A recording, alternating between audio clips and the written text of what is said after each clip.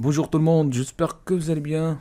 C'est la fin de la semaine au niveau du trading, donc on va essayer de voir quelques opportunités avant la clôture. Donc ici je constate qu'il y a vraiment une big mouvement baissière. Même vous voyez sur l'inside print, il y a tellement de aggressive sellers. Donc je vais vraiment pas prendre une décision de vente et après le marché me donner quelques ticks et va monter. Donc j'essaie vraiment de voir à quel moment le marché peut vraiment passer ou bien vraiment avoir une tendance qui est saine. D'accord. Donc, je suis toujours en train de regarder le marché et restez avec moi. Restez avec moi, je vais voir. Donc, vous voyez, par exemple, ici, on a eu un data scalper avec des agressifs sellers. On voit des déséquilibres 118, 75. Effectivement, ça montre qu'il y a des vendeurs qui s'intéressent par le prix, mais le volume n'est pas vraiment important. Donc le volume n'est pas vraiment important. Donc c'est pour cela je préfère attendre un petit peu. Donc on a déjà un séquençage d'ordre au plus haut. Donc probablement on peut tester le séquençage d'ordre. Déjà on a pas mal fait un mouvement haussière depuis depuis la session, l'ouverture de la session américaine. Donc on verra ce qui se passe. Là, vous voyez, sur l'Inside Print, combien? 197. Et ça recharge. 198, ça recharge. Ici, vous voyez l'absorption. 200, le marché n'arrive pas à monter. Effectivement, il y a de l'offre excédentaire juste en haut, à ce niveau-là. Donc 5161, 5162. Donc voilà, ça, on a vraiment un bon signal ici, puisque la fin de rotation. Mais j'hésite un petit peu parce que ça peut, le marché range un petit peu. Donc je vais voir un petit peu.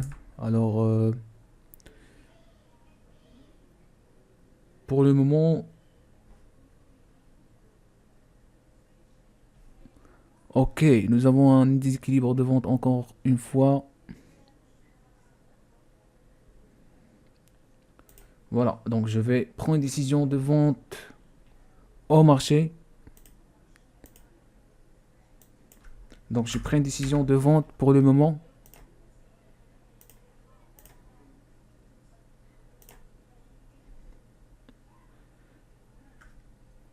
Alors, restez avec moi. Qu'on voit, alors, un instant.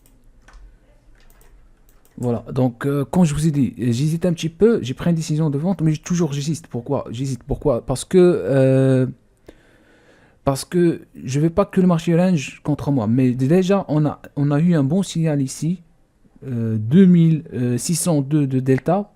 Et de tout à l'heure, on avait ici une augmentation de delta 279, 224, 876, 333. On est arrivé à une zone dans laquelle on considère ça comme une zone de accumulation ou bien distribution. Et on commence à voir de l'offre qui est distribuée. Par exemple, moins 194, ici moins 121, ici moins 300. Et d'un seul coup, moins 2602. Qu'est-ce qui se passe? D'accord. Donc là, on constate effectivement qu'il y a des vendeurs soit qui liquident leur position, soit qui s'intéressent par le prix. Donc, en tout cas, pour le moment, j'ai pris une décision de vente parce qu'on a eu ce signal plutôt de vente. Et je vais essayer de surveiller le marché. Je vais essayer de surveiller le marché un petit peu et voir est-ce qu'on peut vraiment rester longtemps ou bien juste pour faire quelques ticks et après, voilà, quitter. Donc, je cible 5157 pour le moment. Après, je peux vraiment cibler les 5153. Pour le moment, on ne voit pas vraiment des upticks énormes sur le bid.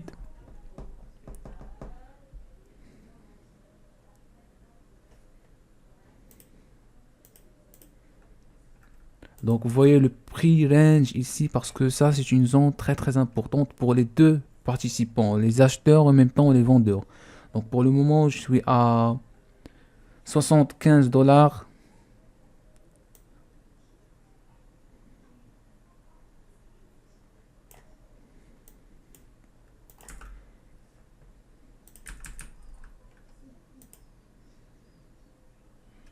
Et comme vous voyez ici, le dernier contrat échangé, c'est 4. Après, on constate ici, dernier contrat pour le moment, c'est 11 sur ce niveau de 5161. On constate des upticks. Donc, dans tous les cas, le stop, elle est déterminé sur moins 800 dollars sur Richmic.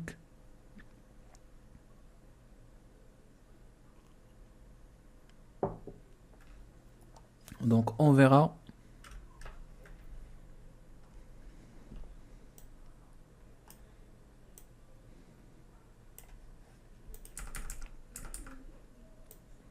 Donc, comme vous voyez ici, le marché, comment il est, on a fait vraiment des mouvements haussières de plus en plus. Donc, on peut vraiment faire des petites retests jusqu'au prix de 5157.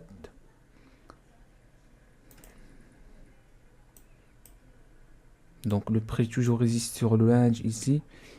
Ça montre effectivement qu'il veut casse. On voit même ici sur l'inside print 86 et ça se rajoute, mais il y a toujours de contre-attaque. 110 encore de plus, 129 encore downtick. Ok, mon point d'entrée c'est au prix de 5160 et on attend. Donc effectivement il y a de réactions, il y a des initiatives des côtés acheteurs, en même temps des réactions des côtés vendeurs. Malheureusement, on n'a pas des absorptions. Malheureusement, on n'a pas des absorptions, mais on a effectivement de la vente agressive. Et c'est pas vraiment un vente agressif qui est simple, c'est un vente agressif qui est vraiment énorme. On voit ici 2600, c'est déjà énorme.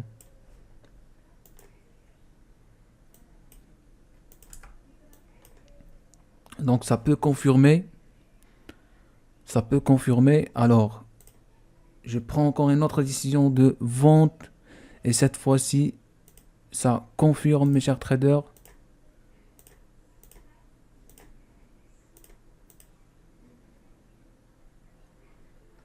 Ça confirme. Regarde ici, on passe de 500 à 500, moins 554 avec un volume de 5380. Ça montre effectivement qu'il y a des vendeurs qui s'intéressent du prix. Ici, on a point de liquidité, c'est un volume d'arrêt qui est très très important. Donc, on peut vraiment tester les 5157. Alors, pour le moment, je suis en train d'attendre. Sur l'inside print ici, nous avons 233, c'est pas mal déjà, c'est 233, c'est vraiment un contrat qui est pas mal. Pour le moment, on est à 150 dollars et on voit qu'il y a vraiment de résistance sur ces niveaux-là, effectivement.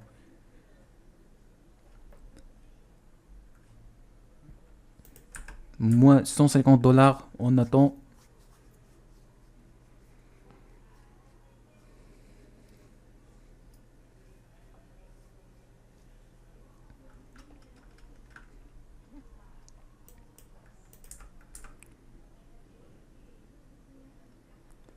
Allons-y, 300 dollars, on peut le faire. Voilà des équilibres de vente. Je cible 5157, les amis. 5157 et je quitte. Ça, c'est du scalping, c'est pas vraiment de day trader. Donc, vous voyez ici, il y a résultation. On voit s'il y a vraiment accélération de prix. Sur l'inside print, on veut vraiment avoir des downticks avec des déséquilibres de vente. Si ça se passe, je suis vraiment inquiet parce que, vous voyez, ces déséquilibres d'achat, ils créent une résistance potentielle pour les acheteurs. Ça encourage les acheteurs d'acheter. Donc 5157.